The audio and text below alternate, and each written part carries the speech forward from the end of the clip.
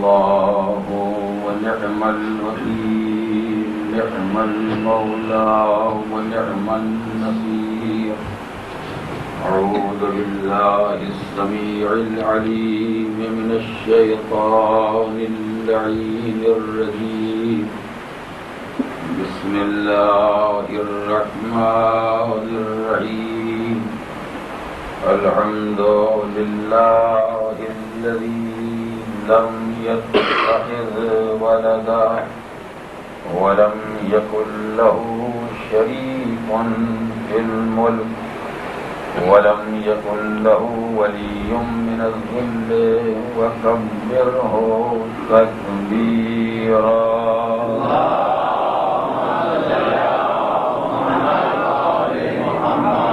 والصلاة والسلام والتحية والإكرام على الرسول النبي الأمي الذي أرسله بالحق بشيرا ونذيرا وداعيا إلى الله بإذنه وسراجا منيرا. سيدنا ومولانا أبي القاسم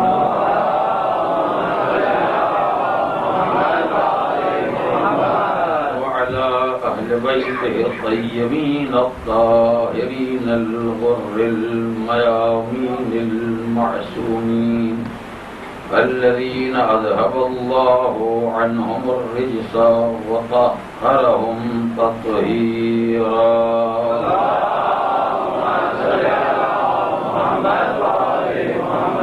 أما بعد فقد قال الله الحكيم في كتابه الكريم. بسم الله الرحمن الرحيم. هو الذي أرسل رسوله بالهدى ودين الحق ليظهره على الدين كله ولو كره المشركون. صلوات الله.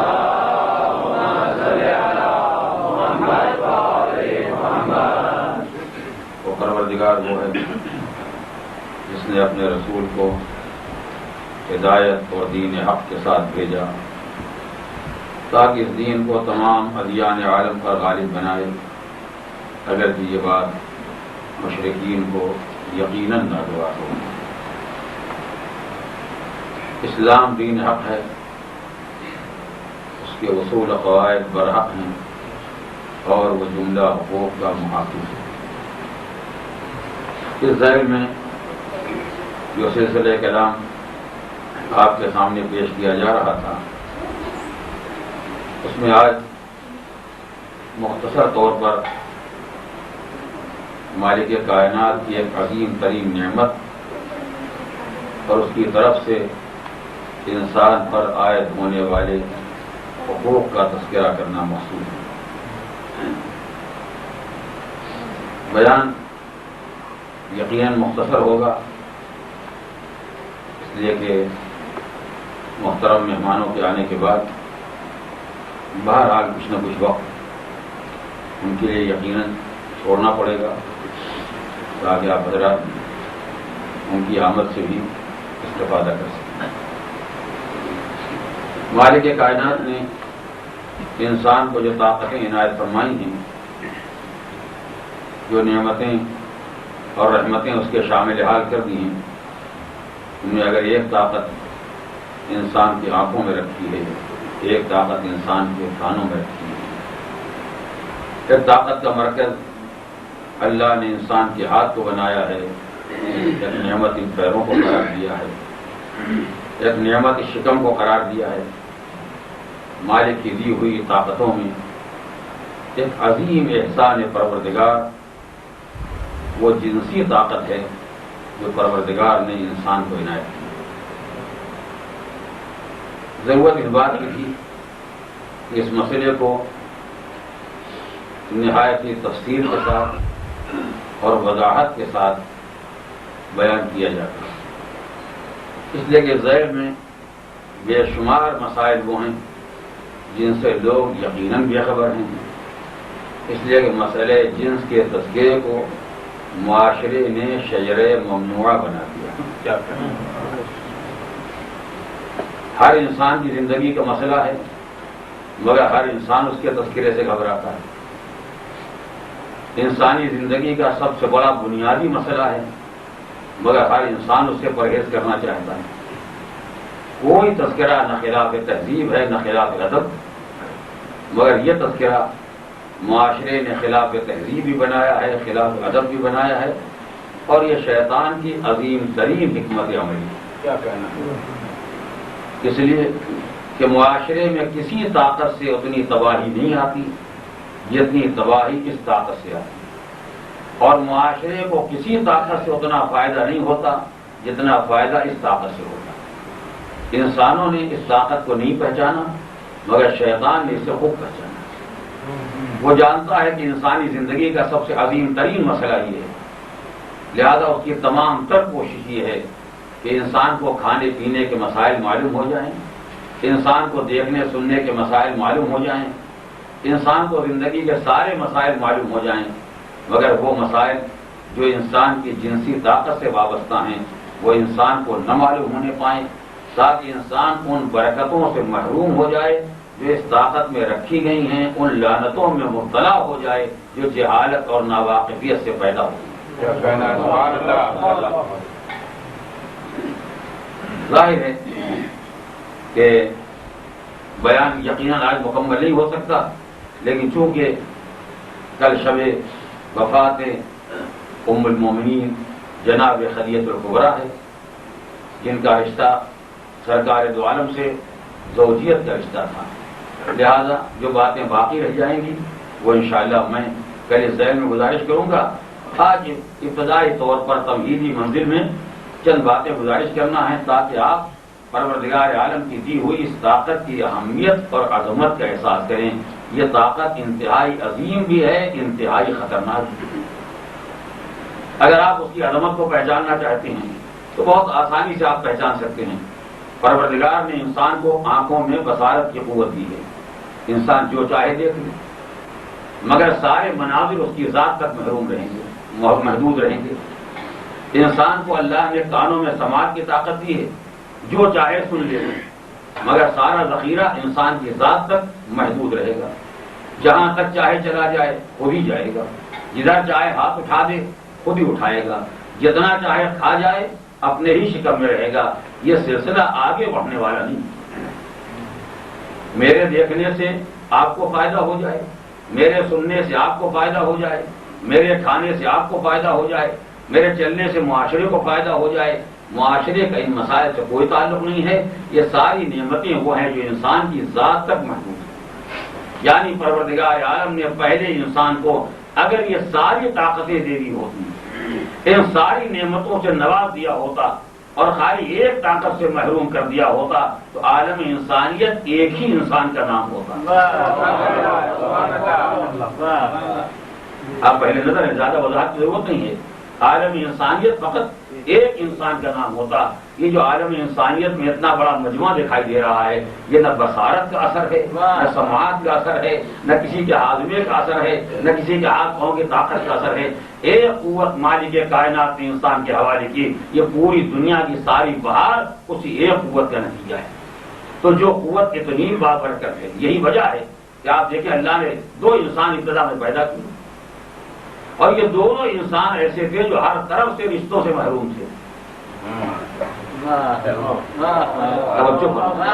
یہ دو انسان جو اللہ نے پیدا کیے الگ الگ صنفوں کے، ایک کو مرد بنا کے بھیجا، ایک عورت بنا کے بھیجا، مگر یہ دونوں انسان دنیا میں ایسے آئے کہ ہر رشتے سے محروم تھے.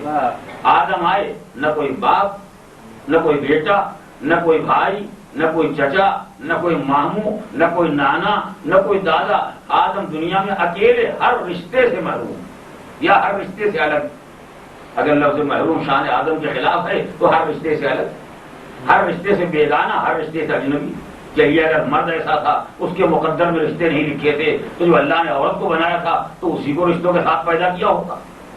مگر آدم کے بعد خدا نے حوا کو بنایا ایسی ہی بالکل جیسے آدم ویسی حوا. حوا کا باپ کون؟ ماں کون؟ کوئی نانا دادا کوئی نہیں. بھائی بھانجے بھتیجے کوئی نہیں. یعنی دو انسان دو طرح کے بنائے, ایک مرد بنایا ایک عورت بنائی, اور دونوں کو ہر رشتے سے بیگانہ رکھا, ہر رشتے سے اجنبی رکھا, ہر رشتے سے الگ رکھا, یا ہر رشتے سے محروم رکھا. اب آپ مجھے سوچ کے بتائیں کہ کائنات میں جو پہلا رشتہ قائم ہوا ہے وہ باپ بیٹے کا رشتہ تھا, نانا نواسے کا رشتہ تھا. سب سے پہلا رشتہ جو اس کائنات میں قائم ہوا وہ کون سا رشتہ تھا؟ وہ رشتہ نہ بصارتوں کا تھا, نہ سماحتوں کا تھا, نہ کسی طاقت کا تھا, نہ کسی قوت کا تھا, نہ کسی نسل کا تھا, نہ کسی نسب کا تھا. پہلا رشتہ جو اس دنیا میں قائم ہوا ہے وہ وہی جنسی رشتہ تھا جس کے نام سے دنیا گھبراتی ہے. عزیزوں, ماں بہن باپ بیٹے نانا دادا یہ سارے رشتے مقدس کہے جاتے ہیں. ان کے تذکرے کو نہ ذلیل سمجھا جاتا ہے, نہ اس میں کوئی بے عزتی ہوتی ہے, نہ کسی کی شرافت میں فرق آتا ہے. ایک جنسی رشتہ ہے جس کو سن کے لوگ سر جھکا لیتے ہیں, جس سے لوگ شرما جاتے ہیں, جسے خلاف تہذیب سمجھتے ہیں. مگر کاش انسان نے اتنا سوچا ہوتا, یہ خلاف تہذیب رشتہ اگر قائم نہ ہوتا تو دنیا تہذیب میں کچھ نہ ہوتا.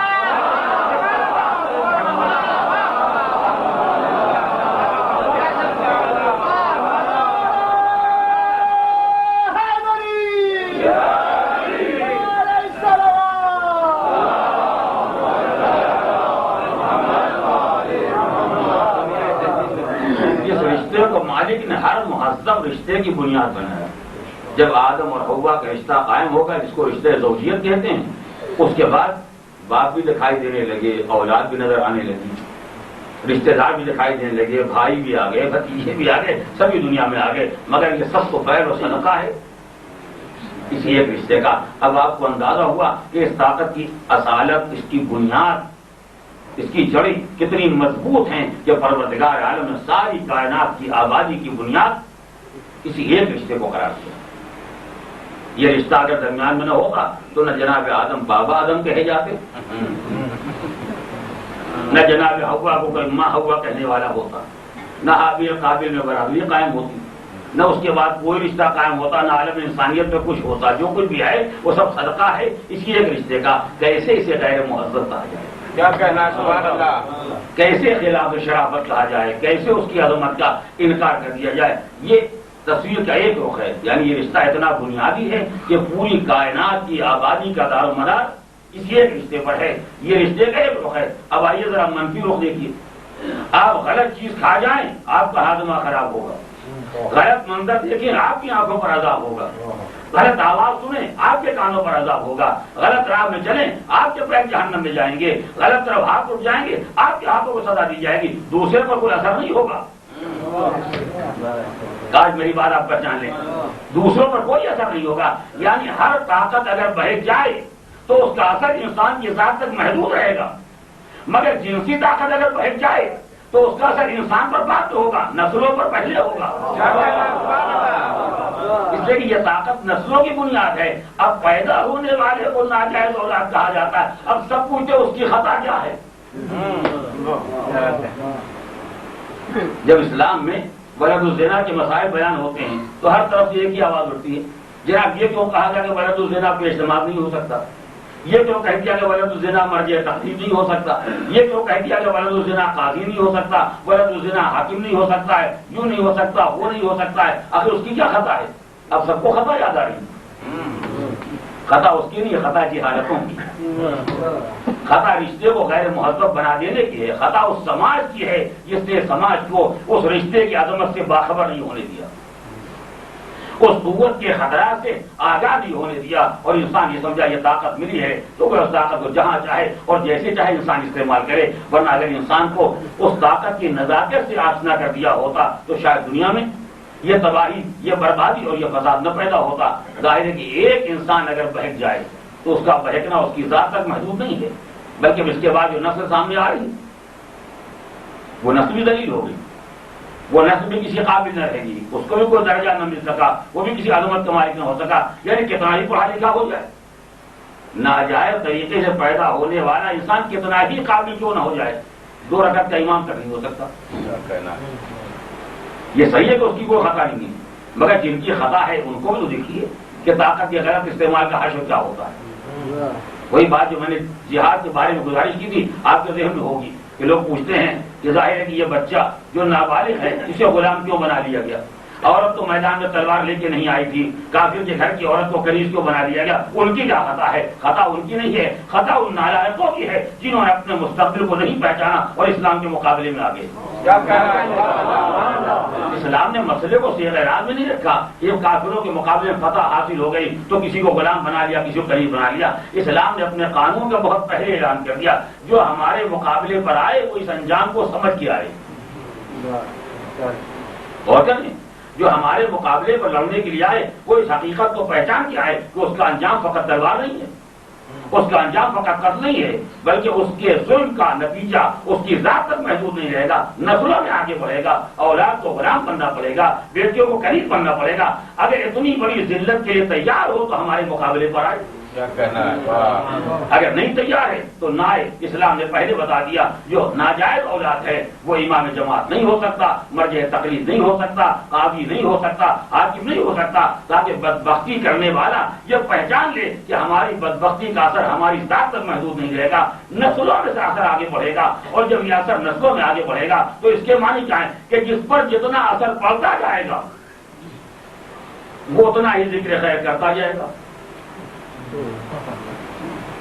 آپ سوچیں، یعنی جو انسان ناجائز تعلقات سے اس دنیا میں کسی مخلوق کو لے آئے اور وہ مخلوق کسی قابل نہ رہ جائے، نہ معاشرے میں سر اٹھانے کے قابل، نہ مذہب میں آگے بڑھنے کے قابل، جب وہ کسی قابل نہ رہ جائے گا تو کیا اس کے دل سے باپ کے لیے دعائیں نکلیں گی؟ اللہ سوچیے، اس اولاد کے دل سے ماں کے لیے کوئی دعائیں خیر نکلے گی؟ ایسے ماں باپ کی توقع رکھتے ہو کہ یہ اولاد سورہ فاتحہ پڑھے گی، ایسے ماں باپ کی توقع رکھتے ہیں کہ اولاد ان کے حق میں کار خیر کرے گی۔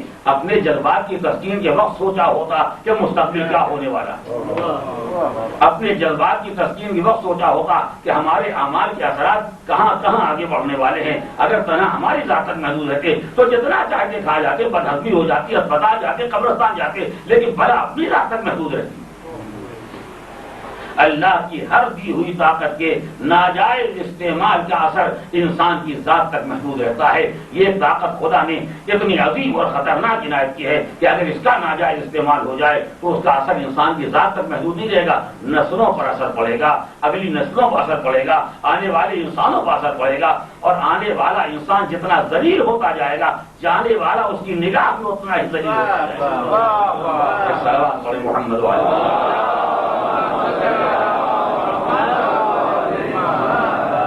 لہذا عزیزان محترم، کھانے پینے کے مسائل سے زیادہ ان مسائل کا پہچاننا ضروری ہے کہ جن کے نہ پہچاننے کا اثر نسلوں کو پڑتا ہے اور جن کے پہچان لینے کا اثر بھی نسلوں کو پڑتا ہے۔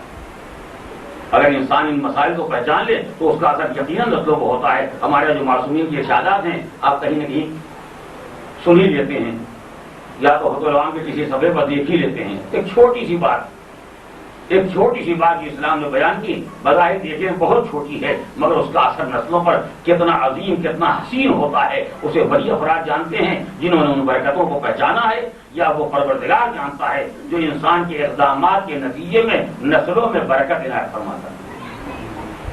رشتہ ازدواج کوئی بڑا کام نہیں ہے، رشتہ ہو گیا، لیکن رشتے کے بعد یہ دو انسان جو مختلف گھروں میں پیدا ہوئے تھے، جن کو بعد میں زوجہ شوہر کہہ جانے لگا، جب یہ دونوں ایک مقام پر جمع ہوئے تو اسلام نے کتنے آداب ان کے لیے معین کر دیے۔ ان کے ایک جگہ پر جمع ہونے کا زمانہ کون سا ہوگا، دن کون سا ہوگا، وقت کون سا ہوگا، حالات کون سے ہوں گے، مزاج کیسا ہوگا، ماحول کیسا ہوگا، یہ سب معلوم ہونا چاہیے۔ اور ان سب سے پہلے جیسے دسترخوان کو لقمہ توڑتے وقت خدا کو یاد کیا تھا،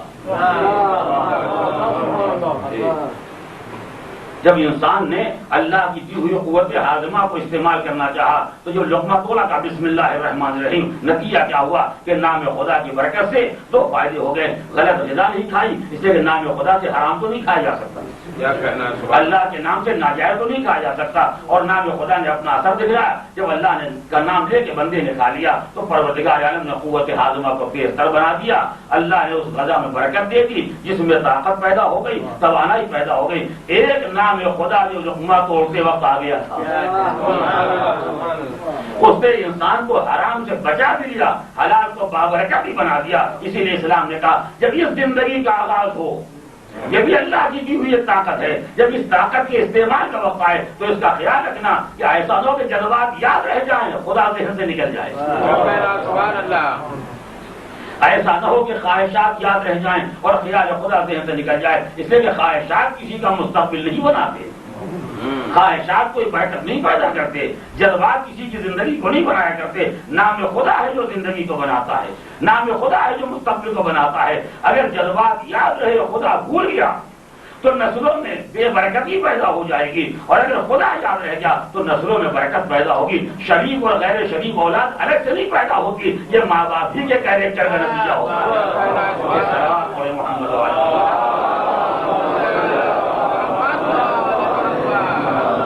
ایک مسئلہ درمیان میں آ گیا ہے, اگر میں چاہتا ہوں مختصر سے اس کی وضاحت بھی کر دوں تاکہ غلط فہمی نہ پیدا ہونے پائے.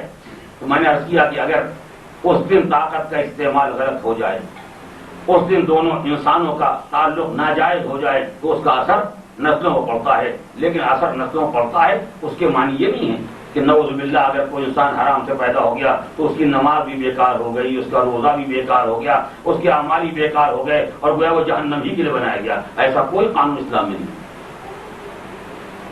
اسلام کا کھلا ہوا قانون ہے فَمَن يَعْمَلْ مِثْقَالَ ذَرَّةٍ خَيْرًا, جو ذرہ برابر نیکی کرے گا وہ نیکی سامنے آئے گی, جو ذرہ برابر برائی کرے گا وہ برائی سامنے آئے گی. یہ آیت نہ سادات کرام کی شان میں ہے نہ غیر سادات کی شان میں ہے. یہ آیت نہ حلال ذاتوں کی شان میں ہے نہ غیر حلال ذاتوں کی شان میں ہے. یہ آیت ایک قانون عام ہے پروردگار عالم کا. جو بھی نیک عمل کرے گا پروردگار عالم اس کے نیک عمل کی جزا اسے دے گا, اور جو بھی برا عمل کرے گا خدا اس کے برے عمل کی سزا اسے دے گا, چاہے بہترین نسب والا ہو اور چاہے بدترین رشتے والا ہو. اسے یاد رکھیے گا, پروردگار عالم کسی کے اعمال کو ضائع نہیں کرے گا. اس لیے یہ خیال نہ پیدا ہو جائے کہ اس کی خطا کیا ہے. بے شک اس کی کوئی خطا نہیں, مگر خدا نے اس کے اعمال کے اجر سے اسے کہاں محروم کیا. اگر پروردگار یہ کہتا کیونکہ تم ناجائز طریقے سے پیدا ہو تو پڑھے جاؤ نمازیں, ہم تمہیں کوئی ثواب نہ دیں گے, تو کوئی بھی کھڑا ہو جاتا, کم سے کم وہی کھڑا ہوگا. میدان حشر میں کہتا خدایا میری نمازیں بیکار ہو گئی, میری کیا خطا, میں نے کیا غلطی, غلطی اس ناجائز باپ نے کی ہے, اس کو باپ بھی نہیں کہا جا سکتا. غلطی اس ناجائز عورت نے کی ہے, غلطی میں نے کیا کی ہے, مجھے ثواب نماز سے کیوں محروم کیا گیا. عدل پروردگار کے خلاف ہے اگر اسے ثواب نماز سے محروم کر دیا جائے. وہ پروردگار جو جہنم میں نوشیرواں کو اس کی عدالت کی بنا پر اس کے عذاب میں تخفیف کر سکتا ہے, حاتم طائی کی سخاوت کی بنا پر اس کے عذاب کو کم کر سکتا ہے, جبکہ کافر تھے تو کوئی مومنین کرام نہیں تھے.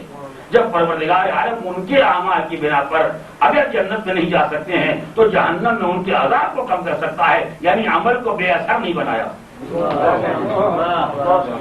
تو جس مذہب میں کافر کا عمل بے اثر نہ ہوتا ہو اس مذہب میں مسلمان مومن کی نماز بھی اثر ہو جائے گی, اس کا روزہ بھی اثر ہو جائے گا, اس کا حج بھی اثر ہو جائے گا. ایسا کوئی قانون اسلام میں نہیں ہے. ظاہر وہ انسان جو ناجائز طریقے سے پیدا ہوا ہے چاہے اس کا مرتبہ جائز انسانوں کے برابر نہ ہو, لیکن پروردگار عالم اس کے کسی عمل کے ثواب سے اسے محروم نہیں کر سکتا. اس لیے اب مسئلہ اس کا نہیں ہے, اب مسئلہ عدل خدا کا. وہ کیسا بھی ہو, اچھا ہے یا برا ہے, لیکن اس کی اچھائی یا برائی کی بنا پر پروردگار اپنے عدل و انصاف کو چھوڑ دے گا. ایسا کوئی قانون نہیں, ایسا کوئی قانون نہیں. جو عمل بھی ناجائز طریقے سے پیدا ہونے والا بچہ انجام دے گا, اگر بہترین عمل انجام دیا ہے تو بہترین اجر ملے گا, اگر بدترین عمل کیا ہے تو بدترین سزا ملے گی. جو ایک حلال زادے کے ساتھ برتاؤ ہوگا وہی ایک ناجائز انسان کے ساتھ برتاؤ ہوگا. یعنی اس کے اعمال کی حد تک, اس لفظ کو نہ بھولیے گا تاکہ کوئی مسئلہ مخلوط نہ ہونے پائے. اس کے اعمال کی حد تک اس کے ہر اچھے عمل کی جزا ملے گی, اس کے ہر برے عمل کی سزا ملے گی. یہ مسئلہ اس کی ذات تک ہے. اب آپ کہیں گے پروردگار عالم نے اس کے اعمال سے اور اس کی جزا سے اسے محروم نہیں کیا تو امام جماعت کیوں نہیں بنایا. توجہ کریں, جب اللہ اس کے ہر عمل کا انعام دے گا, ہر عمل کی جزا دے گا, تو پروردگار نے اس کو امام جماعت کیوں نہیں بنایا. پروردگار عالم نے اس کو قاضی کیوں نہیں بنا دیا. پروردگار نے اس کو مرجع تقلید کیوں نہیں بنا دیا. عزیزوں پر کتنا ہی فرق آپ یاد رکھیے گا. نماز کا ثواب یہ ہمارا ذاتی مسئلہ ہے. ہم نماز پڑھیں گے خدا ہم کو ثواب دے گا, اس کا آپ سے کوئی تعلق نہیں. اگر آپ سب دنیا میں نہ ہوتے میں اکیلا نماز پڑھتا ہوتا جب مجھے اللہ ثواب دیتا. میری نماز کا آپ سے کوئی تعلق نہیں ہے. آپ کے روزے کا مجھ سے کوئی تعلق نہیں. مر بھی جاؤں گا آپ کے روزے چلتے رہیں گے. آپ کے حج کا مجھ سے کوئی تعلق نہیں ہے. یہ سارے اعمال انسان کی اپنی ذات تک محدود ہیں. عمل کرتا جائے گا ثواب ملتا جائے گا, عمل کرتا جائے گا سزا ملتی جائے گی. مگر امامت انسان اپنے لیے نہیں کرتا. امام جماعت اپنی ذات کا امام نہیں ہوتا ہے کہ ہم پڑھے لکھے ہو گئے لہذا ہم امام جماعت ہو گئے. نہیں, امام جماعت دوسروں کا امام ہوتا ہے. بچوں کا میں کیا گزارش کروں, امام جماعت دوسروں کا امام ہوتا ہے, یعنی ماموموں کا امام. قاضی دوسروں کا فیصلہ کرتا ہے, مرجع دوسروں کا قائد ہوتا ہے, امام دوسروں کا رہنما ہوتا ہے, اپنی ذات کا رہنما نہیں ہوتا ہے. تو جب معاملہ اپنی ذات تک رہے گا تو عمل کا اجر ملتا رہے گا, ثواب ملتا رہے گا. جب معاملہ دوسرے کا آ جائے گا تو دونوں کو ملا کے دیکھنا پڑے گا. اگر اس سے بہتر ہوگا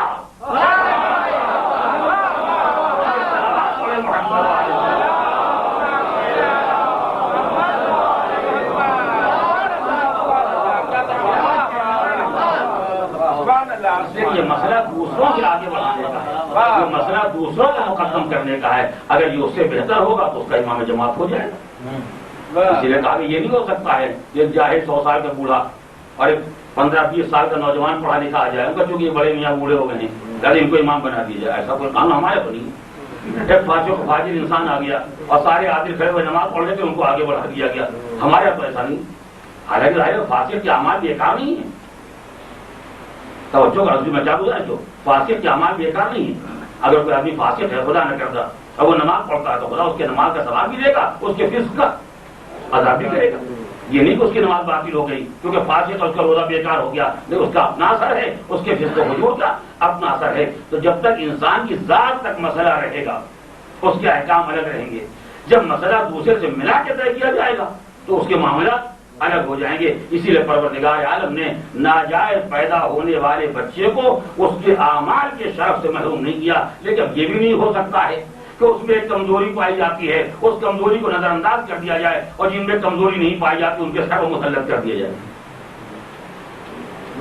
نہیں, اور کیا میں نے کہا امام جماعت بنا دیجیے کہ معنی کیا ہے کہ معمومین کے سر پر مسلط ہو گیا. جب وہ اٹھے گا تو سب اٹھیں گے, جب بیٹھے گا سب بیٹھیں گے, جتنی دیر رکوع پڑا رہے گا سب پڑے رہیں گے, جتنی دیر سجدے کو توڑ دے گا سب توڑ دیں گے. یعنی یہ ایک انسان وہ ہے جو دوسروں کے گردنوں پر چاہے تھوڑی دیر کے لیے 2 رکعت کے لیے صحیح لیکن تھوڑی دیر کے لیے دوسروں کی گردنوں پر مسلط کیا گیا ہے. تو جس کی گردن پر مسلط کیا گیا ہے اس کے شرف کو دیکھ لیا جائے, اس کی عظمت کو دیکھ لیا جائے, اس کے مرتبے کو دیکھ لیا جائے. اگر میری بات یہاں تک واضح ہو گئی ہے تو میں گزارش کرنا چاہتا ہوں اس کے معنی آپ سمجھیں گے, دوسرا آپ کے علاوہ کوئی نہ سمجھے گا اور آپ سمجھ جائیں گے. اور وہ یہ ہے کہ اللہ نے ان کو 2 حصوں میں بانٹ دیا, ایک ناجائز انسان کے اپنے اعمال اور ایک ناجائز انسان کو دوسروں کی گردنوں پر مسلط کر دینا. جب دوسروں کا معاملہ آئے گا تو دونوں کو ملا کے حساب کرنا ہوگا. جب اپنے اعمال کا معاملہ آئے گا تو اسی کے اعمال کو دیکھا جائے گا, اسی کو ثواب دے دیا جائے گا, غلط کرے گا عذاب دے دیا جائے گا. کاش وہ افراد جو دنیا میں ماں باپ کی غلطی سے آ گئے تھے اپنے معاملات کو اپنی ذات تک محدود ہے.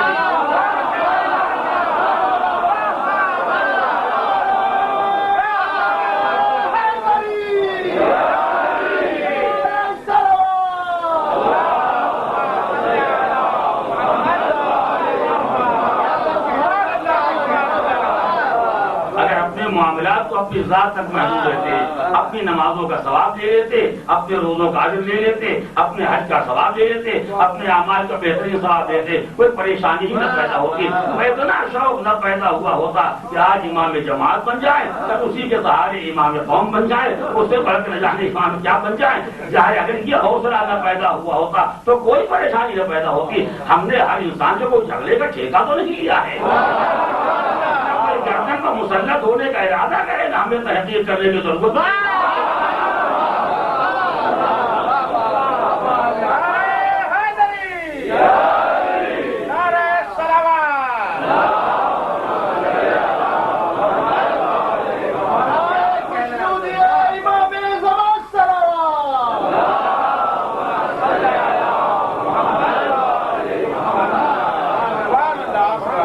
گزارش کر رہا تھا پہلی غلط فہمی انسان کو یہ نہ پیدا ہو جائے کہ بیچارہ جو ناجائز طریقے سے پیدا ہو گیا اس کے کسی عمل کی کوئی حیثیت ہی نہیں ہے، اس کے عمل کی کوئی وقت ہی نہیں ہے، جیسا کہ ہمارے ہاں عوام الناس کے درمیان یہ مشہور ہو گیا ہے کہ وہ تو جنت کی طرف سے گزر بھی نہیں سکتا ہے، جنت کی خوشبو بھی نہیں سن سکتا، اور اسی لیے سارے ہنگامے کھڑے ہو گئے۔ یہ سارے اعتراضات جو پیدا ہو، غریب کی خطا کیا ہے کہ اس کو ہر برکت سے، ہر نعمت سے، ہر جزا سے، ہر انعام سے محروم کر دیا جائے؟ اس نے کیا کیا ہے کہ اسے محروم کر دیا جائے؟ البتہ اب بات آ ہی گئی ہے تو ایک جملہ اور یاد رکھیے گا، ہر لفظ کے دنیا کی ہر زبان میں ہر لفظ کے دو معنی ہوتے ہیں۔ ایک معنی ہوا جو لغت کی کتاب میں یہ شروع میں لکھے ہوئے ہیں، ایک معنی ہوتے ہیں اصطلاحی ٹیکنیکل، اس کو ہر آدمی نہیں جانتا ہے۔ میرا ڈاکٹر صاحبان ہیں وہ بعض الفاظ استعمال کرتے ہیں، ہم اس کو لغت میں جا کے دیکھتے کہ معنی کچھ اور ہیں، لیکن جب ان کے فن میں چلے جائیے وہ سمجھ گئے کہ ہم نے کیا لکھا، وہ جانے ان کا کمپاؤنڈر جانے، باقی کوئی نہیں جو ہوتا ہے یا نہیں ہوتا ہے۔ شریعت کی دنیا میں آ جائیے، آپ کسی عرب کے پاس چلے جائیے جو اسلام سے بعید ہے، اسے مجھے صلاۃ کے معنی کیا ہے کہے گا دعا، مگر مسلمان سے کہیں صلاۃ کے معنی کیا ہے وہ کہے گا نماز۔ تو اس کے ایک لغوی معنی ہے اور ایک ٹیکنیکل معنی ہے ہر چیز کے۔ تو اپنی اردو زبان میں دیکھ لیجیے، لغت کے الفاظ کے معنی الگ ہیں، لغت میں جو لکھا ہوا ہے وہ الگ ہیں، اور جو محاورے ہمارے استعمال ہوتے ہیں وہ الگ ہوتے ہیں، جس کی مثال میں اکثر دیا کرتا ہوں۔ اگر لغت میں آپ دیکھیں تو عیاشی کوئی اور چیز ہے، لیکن معاشرے میں دیکھیں تو اس کے معنی کچھ اور ہیں۔ ذرا چار پیسے کسی پا آ گئے، پہلے ماشاء اللہ آج کل تو آپ کی عیاشیاں چل رہی ہیں، کیا کہنا ہے سبحان اللہ، آدمی اگر دیکھ لے کہ لغت میں کیا لکھا ہوا ہے تو قتل خون کی تو ہوتا ہے۔ کیا کہنا ہے سبحان اللہ۔ تو ہر جگہ ظاہر اصطلاحی معانی الگ ہوتے ہیں اور لغت کے معنی الگ ہوتے ہیں۔ یہ قانون عام ہے، ہر زبان میں پایا جاتا ہے، جو جس زبان کو جانتا ہے وہ اس نقطے کو پہچان لے گا۔ اگر یہ بات واضح ہو، شریعت میں بھی مسئلہ بالکل واضح ہے، نجاست کے معنی لغت میں کچھ اور ہیں، شریعت میں کچھ اور ہیں، طہارت کے معنی لغت میں کچھ اور ہیں، شریعت میں کچھ اور ہیں، صلاۃ کے معنی وہاں کچھ اور ہیں، یہاں کچھ اور ہیں، زکوٰۃ کے معنی وہاں کچھ اور ہیں، یہاں کچھ اور ہیں، حج کے معنی وہاں کچھ اور ہیں، یہاں کچھ اور ہیں۔ جب ہر ایک جگہ شریعت نے اپنی ایک الگ زبان بنائی ہے، کیا کہنا ہے، اپنی ایک اصطلاح بنائی ہے کہ جب ہم استعمال کریں گے تو معنی کچھ اور ہوں گے، جب وہاں استعمال ہوگا تو معنی کچھ اور ہوں گے۔ اب اگر کوئی آدمی شریعت کے مخصوص معنی سے باخبر نہیں ہے تو لفظوں کو دیکھ کے وہی سمجھے گا جو کتاب میں پڑھا ہے، کیا کہنا وہ ہے، لفظوں کو دیکھ کے وہی سمجھے گا جو لغت کی کتاب میں لکھا ہوا ہے۔ جو مزاج شریعت جانتا ہے وہ جانتا ہے کہ اس کی زبان میں یہ لفظ بولا جاتا ہے تو اس کے معنی کیا ہوتے ہیں۔ اگر اتنی مثالیں آپ نے پہچانی ہے تو یہ یاد رکھیے گا کہ ولد الزنا کے بھی دو معنی ہیں۔ کیا کہنا ہے، جس کو ولد الزنا کہا جاتا ہے یا ولد الحرام کہا جاتا ہے، حالانکہ یہ دونوں بھی الگ الگ ہیں، اور تو مسئلہ یہی ہے، زیادہ کوئی مذاکرہ نہیں۔ ایک صلوات پڑھے محمد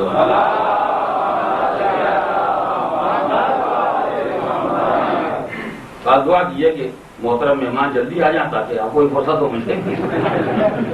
اس وقت ظاہر کی یہ سلسلہ بیان چل رہا ہے، اس کو انشاءاللہ میں کل مکمل کروں گا، لیکن اس وقت بالکل بڑی صورتحال ہو گئی ہے ہمارے ہاں۔ ناظرۃ الزمان مولانا ابن حسن نحوی مرحوم بابسرا وہ ایک جگہ پر تشریف لے گئے محفلیات میں شرکت کے واسطے، اور وہاں اتفاق ایسا ہوا کہ لوگوں نے گزارش کی حضور 10 منٹ آپ محفلیات پڑھ رہے ہیں تبرک کے واسطے، وہ بیٹھ گئے پڑھنے کے واسطے۔ یہ خیال تھا کہ ظاہر طویل پڑھیں گے، انہوں نے اعلان کر دیا کہ چونکہ تبرکہ نہیں ہے لہٰذا میں 10-5 منٹ میں ختم کر دوں گا۔ بٹھایا اس لیے گیا تھا کہ کھانا تیار تو ظاہر 1 گھنٹہ یہ پڑھتے رہیں گے، اتنی دیر میں کھانا تیار ہو جائے گا۔ اتفاق ایسا ہوا کہ جیسے انہوں نے کہا کہ بس اب میں ختم کرنے والا ہوں، صاحب خانہ بیچارے پریشان ہو گئے، جیسے محفل ختم ہوگی لوگ روٹی مانگیں گے، کھانا تیار نہیں کیا ہوگا، انہوں نے پرچہ لکھ کے دیا۔ اور آپ جانتے ہیں کہ جب 20 مجلس میں کوئی پرچہ لکھ کے دیا جائے تو ہر آدمی کو غلط فہمی ہوتی ہے، کیا یہی کہہ رہا ہوں کہ اتر آئیے، جیسے کہ ہر دل کی یہی آواز ہے۔ جہاں کھانا ٹھنڈا ہو رہا ہو وہاں محفل آپ سننے کی بھی کون آئے گا؟ ہر دل کی ایک ہی تمنا ہے کہ یہ ختم ہو اور کھانا ملے، تو جو لکھ کے دیا انہوں نے دیکھا تو غور سے، تو اب ظاہر ہے کہ لوگ خیال پیدا ہو یقیناً کسی نالائق نے یہ لکھ دیا ہوگا کہ حضور ختم کیے کھانا ٹھنڈا ہو رہا ہے۔ تو مومنین نے دل رکھنے کے لیے اپنے کمال اشتیاق کا مظاہرہ کیا کہ حضور ہمارے دل لگے ہوئے ہیں، آپ کا بیان جاری رہے، ہم سب سننے کے لیے تیار ہیں، اور میں بھی اب تو بیان جاری رہے گا، اس لیے اب تک میں ذاکر تھا پپیتا ہو گیا ہوں۔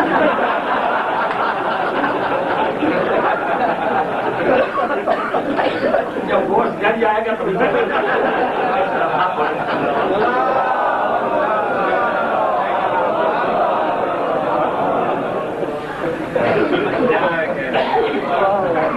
جب تک گوشت نہیں ملے گا جو بیان ختم ہونے والی ایک صلوات پڑھے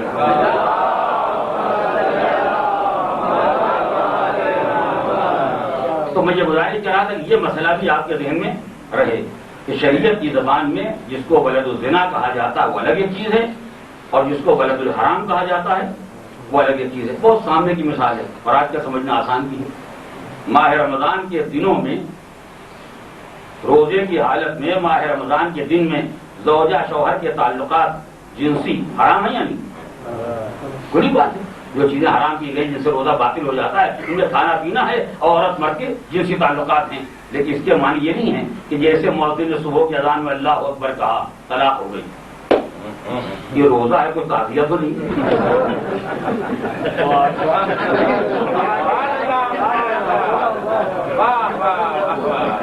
بہت سے لوگوں کا نکاح ہی ٹوٹ سکتا ہے.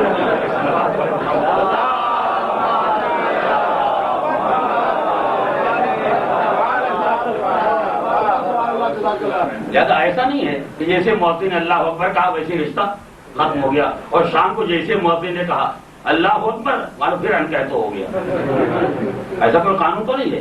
یعنی یہ زوجہ ہے، دن بھر یہ زوجہ ہے، دن بھر یہ شوہر ہیں. فقط زوجہ شوہر کے تعلقات کو اسلام نے حرام قرار دیا ہے. توجہ فرمائیں، ایک وہ انسان جس سے عقد نہیں ہوا، ایک مرد ایک عورت جن کے درمیان کوئی رشتہ نہیں ہے، ایک مرد ایک عورت جن کے درمیان رشتہ ہے مگر اس رشتے کے درمیان ماہ رمضان کا روز آ گیا. ان دونوں میں فرق ہے یا نہیں؟ وہ دونوں اجنبی ہیں، یہ دونوں زوجہ شوہر ہیں، مگر ایسے زوجہ شوہر ہیں جن کے تعلقات کو اسلام نے حرام قرار دیا ہے. زنا کہتے ہیں دو اجنبی انسانوں کے تعلقات کو. توجہ کرتی ہو، زنا کہتے ہیں دو اجنبی انسانوں کے تعلقات کو. اس کے معنی کیا ہے؟ اگر رشتہ زوجیت نہ ہو، اگر شادی درمیان میں نہ آئے اور تعلقات پیدا ہو جائیں تو پیدا ہونے والا ولد الزنا کہا جائے گا. اگر رشتہ ہے اور تعلقات نہ پائے گئے تو پیدا ہونے والا ولد الحرام کہا جا سکتا ہے. ولد الزنا نہیں کہا جا سکتا. محمد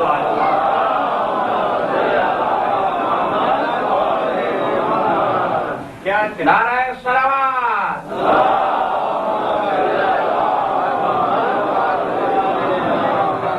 الحمدللہ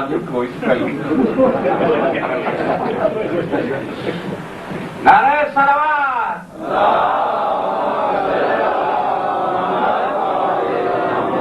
نعرہ حیدری. نعرہ صلوات.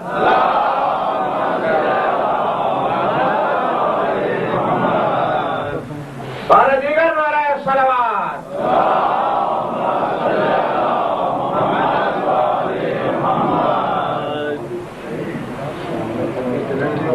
بر محمد و آل محمد صلوات.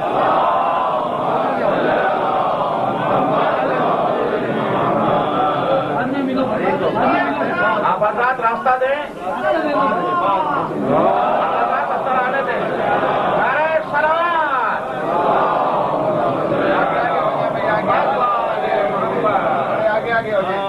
بہت آدمی آگے نعرہ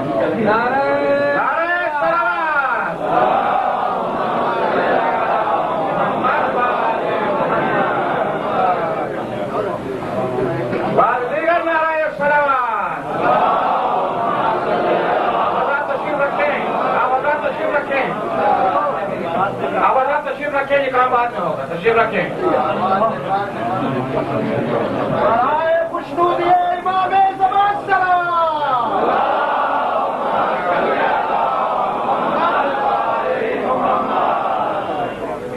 ختم سے دخلنا بالطريق وضيعنا ہم کم صلوات پڑھے محمد.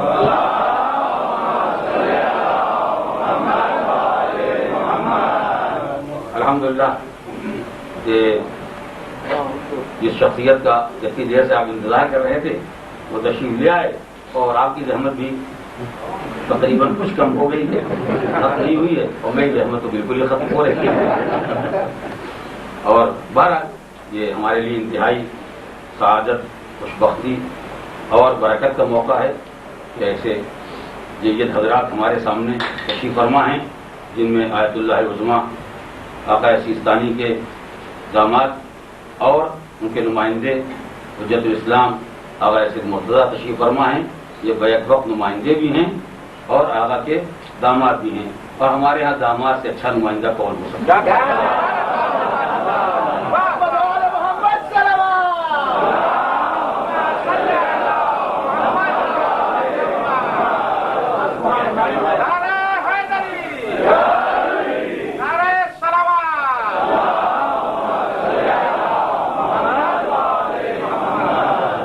عزیزان محترم، میں یہ گزارش کر رہا تھا کہ مالک کائنات نے جس نعمت کو جتنا عظیم، جتنا قیمتی بنایا ہے، اس کے لیے احکام بھی اسی اعتبار سے معین کیے ہیں تاکہ انسان ان نعمتوں کا غلط استعمال نہ کرنے پائے۔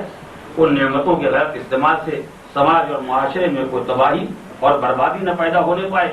اس بنیاد پر مالک کائنات نے اتنے قوانین معین کیے جن کے تفصیلات میں کل آپ کے سامنے گزارش کروں گا کہ ہر طاقت کے غلط استعمال کو وہیں سے روکا گیا ہے جہاں غلط استعمال ہوا ہے، مگر اس طاقت کے غلط استعمال کو بہت دور سے روکا گیا ہے۔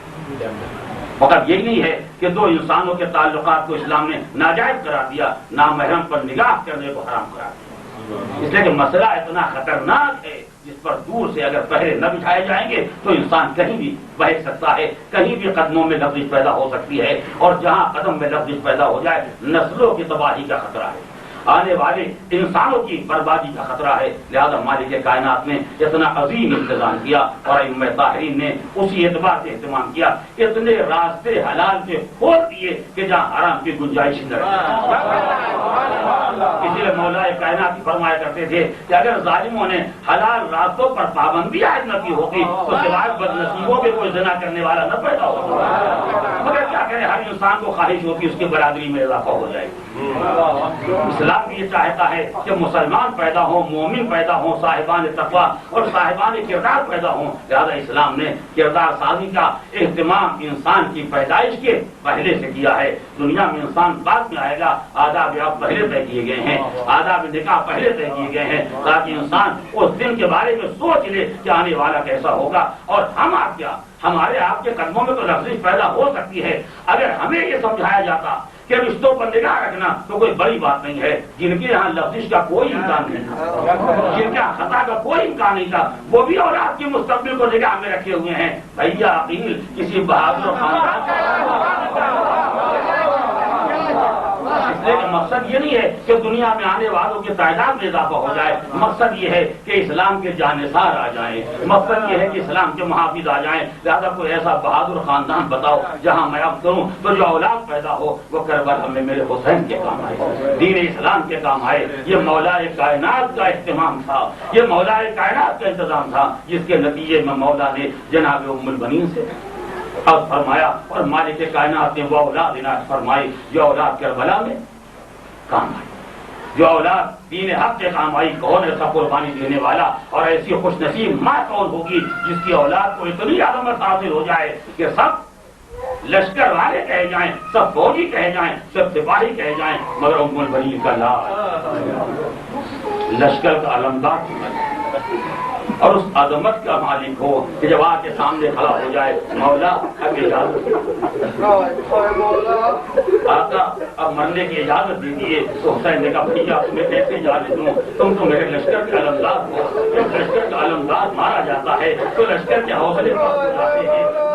عباس نے سنا اور داہنے بائیں دیکھا، کہا مولا وہ لشکر کہاں ہے جس کا مجھ کو علمدار بنایا گیا، وہ لشکر کہاں ہے جس کا مجھے سردار بنایا گیا ہے۔ اللہ حسین نے اجازت دی، مگر عباس پر کتنی نگاہیں جمی ہوئی ہیں، حسین عباس کو دیکھ رہے ہیں، حسین عباس کو دیکھ رہے ہیں، بچے عباس کو دیکھ رہے ہیں، سکینہ عباس کو دیکھ رہی ہے۔ یعنی ایک انسان جب مقصد میں کام آیا تو کتنے اثرات دیکھ لینا ہے۔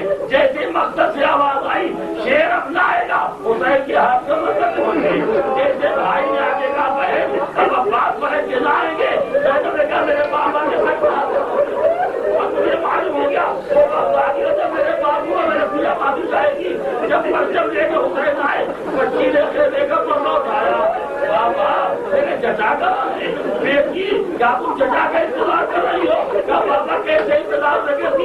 میرے چچا نے پانی کا وعدہ کیا تھا، وہ لا یخلف وعدہ، میرا چچا بے وفا نہیں ہے، اسے بچی وغیرہ جیسے لگا دیا سکینہ، اب چچا کا انتظار نہ کرنا بیٹی، میرا چچا قرآن کے کنارے شانے کٹانے سو گیا، اب یہ ہے اصل کا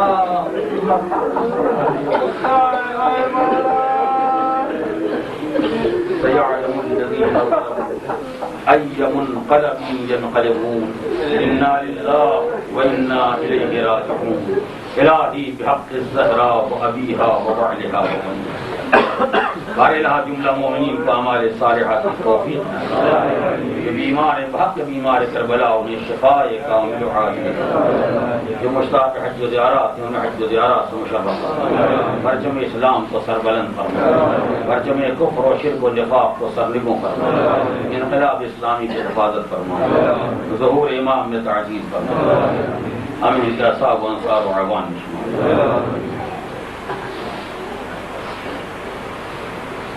مرحوم جناب حاجی مدد علی، نعمت بی بی، عنایت بی بی، نواب خان، عالم بی بی، نذیر بیگم، کرینہ بیگم، حاجی بہادر علی، ان تمام حضرات کے لیے ایک سورہ فاتحہ۔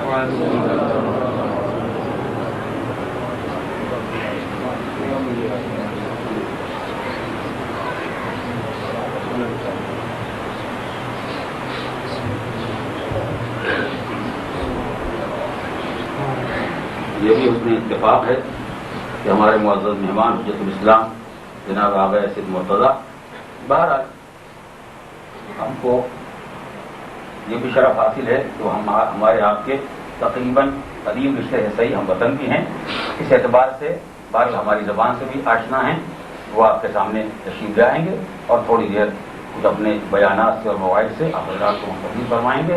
آپ حضرات نعرے صلوات سے استقبال کریں۔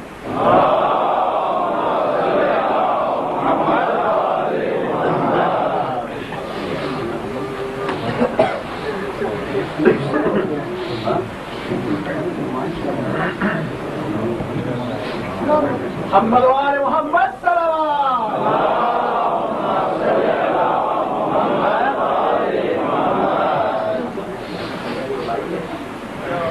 برائے خوشنودی امام زمان سلام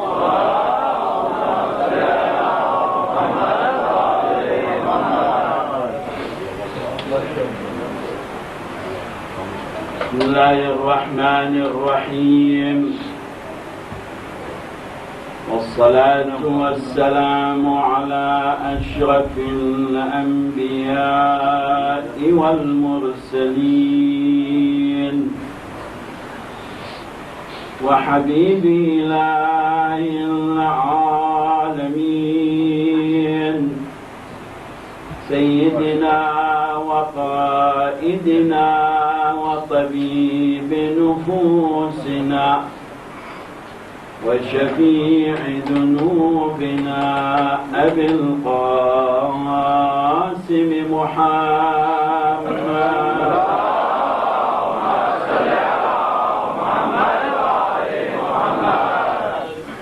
وعلى آله الطيبين الطاهرين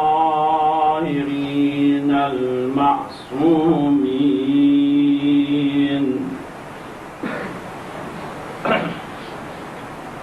بسم الله الرحمن الرحيم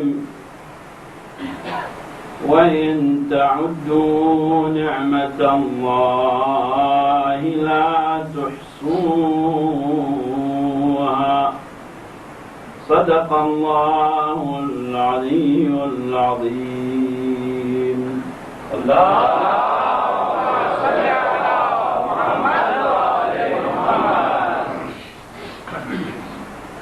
البتہ میرا زبان مادری زبان عربی ہے، مگر تھوڑا بھی اردو بھی گفتگو کرتا ہوں، مگر ہمیشہ جب ہم کوئی جگہ تقریر کرنا چاہتے ہیں یہ بھی کہتے ہیں کہ شاید تقدیم و تأخیر، مذکر جائے مؤنث، مؤنث جائے مذکر، مگر انشاءاللہ مطلب واضح ہوئے گا۔ البتہ یہ بہت بڑی نعمت تھی کہ ہم چند دن ماہ مبارک سے امارات میں رہیں، دبئی، ابوظہبی، شارجہ، اللہ کی میرا پروگرام ہے تو امریکہ اندلس میں وہاں تربیت کر رہے ہیں، انشاءاللہ اسی آخر ہفتے میں جائیں گے۔ پھر بہت بڑی نعمت تھی کہ حضرت حجت الاسلام ہمارے ایشان سے بات چیت ہوئی چند دن پہلے۔ پروگرام یہ ہو گیا کہ انشاءاللہ ایک شب آپ لوگ کے زیارت کے لیے پہنچیں گے،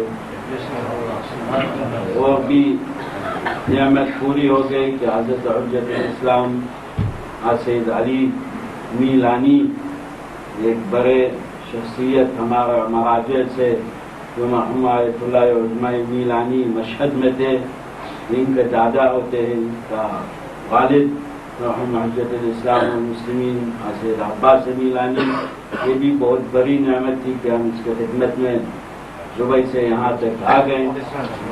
اگرچہ شاید نعمت کو کل ہم لوگ چھوڑیں گے کیونکہ ان کا پروگرام بھی مسقط جانا ہے، انشاءاللہ کل اس کا کام ہو کر جائیں گے۔ باہر کے بر محمد وعلی محمد صلوات اللہ۔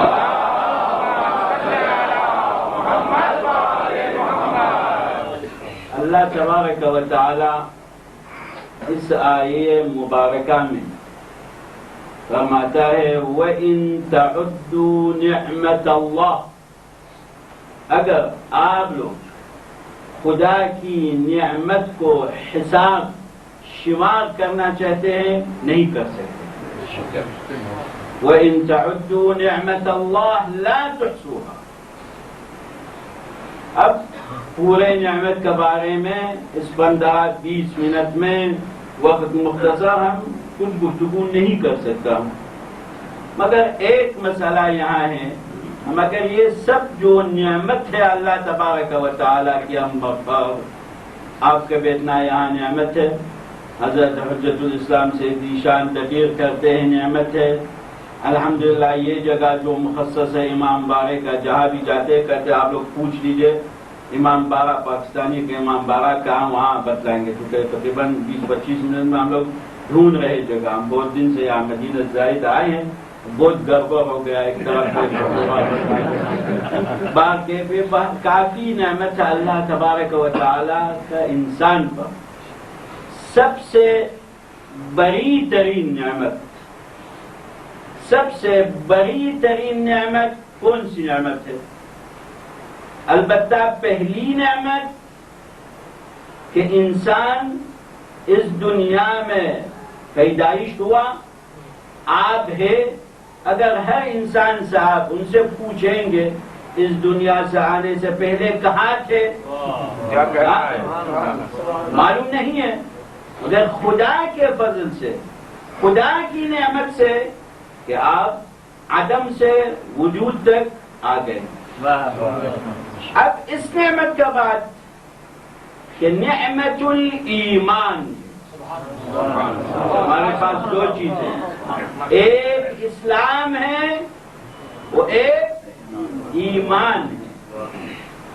الحمدللہ ہم لوگ کو اوپر بزرگترین نعمت نعمت ایمان ہے۔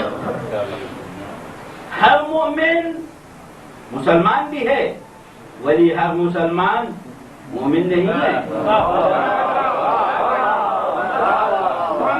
اشارہ بس کریں گے، ہر مسلمان مومن نہیں ہے، وہ ہر مومن مسلمان ہے۔ قالت الاعراب آمنا قل لم تؤمنوا ولكن قولوا اسلمنا۔ اسلام کا ایک معنی ہے، ایمان کا ایک معنی ہے۔ تو الحمدللہ بڑی ترین نعمت ہم لوگ کے لیے ایمان کی نعمت ہے کہ اس نعمت میں یہ قید ہے مولا کی ولایت۔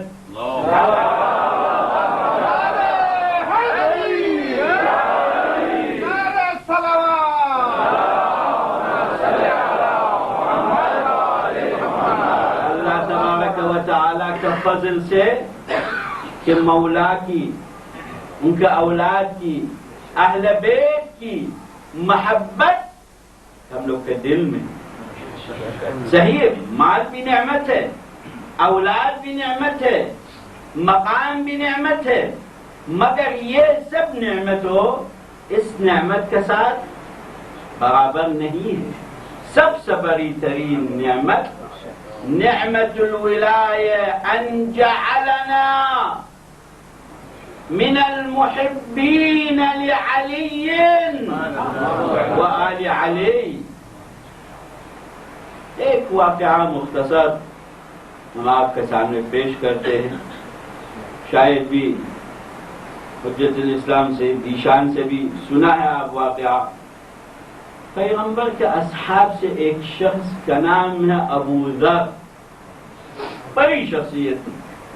اب اس کا تاریخ بہت لمبا چوڑا ہے. اب ان کو بھیج دیا شام تک. شام تک آ گئے. اب دیکھا جو فتنہ و فساد ہو رہے شام میں، وہ نسبت ان کی جو مدینے میں تھا وہاں بہت کم تھی، یہاں زیاد ہے. اب انسان مومن ان کا فریضہ ہے امر بالمعروف. آپ اگر کوئی برا دیکھیں گے، کوئی ان کی نماز سیدھی نہیں ہے، کوئی ان کا روزہ سیدھا نہیں ہے، خدا کا حکم کا مخالفت کرتا ہے، تو واجب ہے. یہ بھی یہاں ہم لوگ کو سمجھنا چاہیے. آپ نہ کہیے بس علماء، بس خطبہ، ذاکرین کی فریضہ ہے. اللہ تبارک و تعالی قرآن میں فرماتا کنتم خیر امت اخرجت للناس، بہترین امت آپ لوگ تھے. کیوں؟ کھاتے ہیں، پیتے ہیں، پہنتے ہیں، اچھی گاڑی میں سوار ہوتے ہیں، اچھی گھر میں نہیں. تأمرون بالمعروف. اگر برا کو دیکھا نہیں کریں گے، اچھائی کے لیے دعوت دیں گے. یہی جو بڑی مہمت تھی انبیاء کا. جو اب امام حسین کی زیارت جب پڑھتے کیا کہتے؟ السلام علیک یا وارث آدم صفی اللہ، السلام علیک یا وارث ابراہیم خلیل اللہ. کون سی وراثت ہے؟ مال کی، جائیداد کی؟